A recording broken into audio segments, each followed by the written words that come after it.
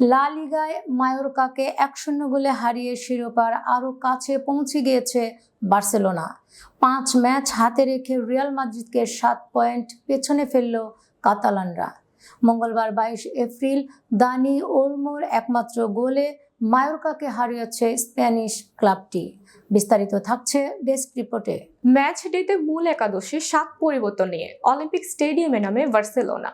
ফর্মে থাকা রাফিনিয়া, লেভানডোভস্কিদের বিশ্রাম দিয়ে সুযোগ দেওয়া হয় আনসু ফাতি, গাভি ও দানি ওলমোকে।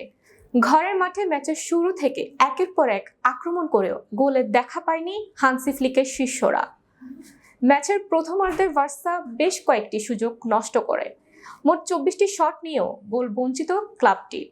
তাই অপ্রত্যাশিতভাবে গোল শূন্য স্কোরে বিরতিতে যায় তারা। বিরতির পর প্রথম মিনিটে অলমোর দারুণ গোল। বক্সের মধ্যে জটলার ভেতর থেকে প্রতিপক্ষের খেলোয়াড়দের চ্যালেঞ্জের মুখে বাপায়ের শটে জাল কাপান তিনি।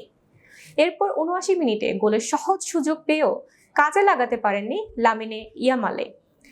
ম্যাচের বাকি সময়ে আর গোল না হলে ১-০ ব্যবধানে জয় নিয়ে মাঠ ছাড়ে বার্সেলোনা। এই জয়ে ৩৩ ম্যাচে বার্সা পেয়েছে ৭৬ পয়েন্ট। অন্যদিকে এক ম্যাচ কম খেলা রিয়ালের পয়েন্ট ৬৯। আগামী ১১ মে লিগের গুরুত্বপূর্ণ ম্যাচে মুখোমুখি হবে দুই দল।